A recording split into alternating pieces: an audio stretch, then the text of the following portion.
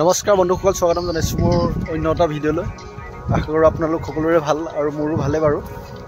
আজি আপোনালোকক দেখাম আমাৰ গাঁৱৰ আটাইতকৈ পুৰণা গছ, যিটো প্ৰায় 150-200 বছৰ পুৰণা গছ। তো ভিডিঅ'টো চাই থাকক আপোনালোকে। বৰ্তমান আমি গৈ আছোঁ।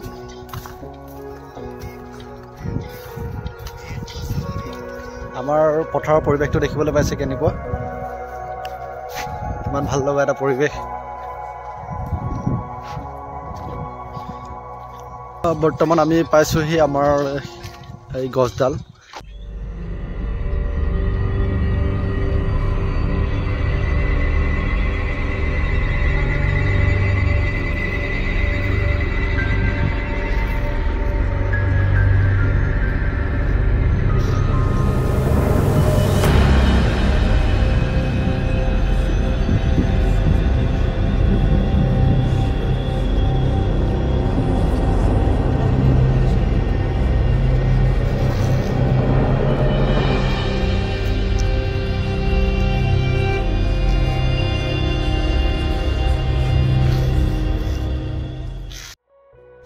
এই গছডাল আজিৰ পৰা প্ৰায় 150-200 বছৰ পুৰণা।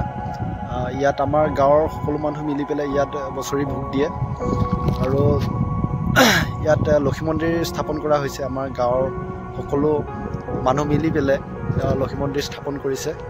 আগতে এই ৰাস্তা ঘাটবিলাক ইমান ভাল নাছিলে, আজিকালি প্ৰায় ভালেই হৈছে বুলি ক'ব পাৰি।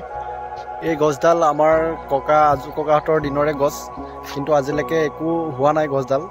আৰু আজিকালি প্ৰায় বহুতো মানুহ আজিকালিও এই ৰাস্তাৰেদি ৰাতি আহিবলৈ ভয় কৰে, যিহেতু ইয়াত মুকলি পৰিৱেশ, ইয়াত কোনো ঘৰ নাই।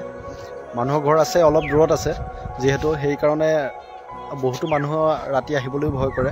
আপোনালোকক সৰুকৈ ভিডিঅ' এটা বনাই দেখাবলৈ চেষ্টা কৰিলোঁ আমাৰ গাঁৱৰ আটাইতকৈ পুৰণি গছডাল। যদি আপোনালোকে ভিডিঅ'টো ভাল পায় কমেণ্ট কৰি জনাব কেনেকুৱা হৈছে, আৰু আশা ৰাখিম আপোনালোকে ভালে পাব।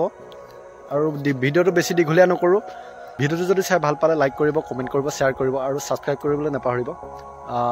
আজিলৈ ইমানেই। আকৌ লগ পাম অন্য এটা ভিডিঅ'লৈ। ধন্যবাদ।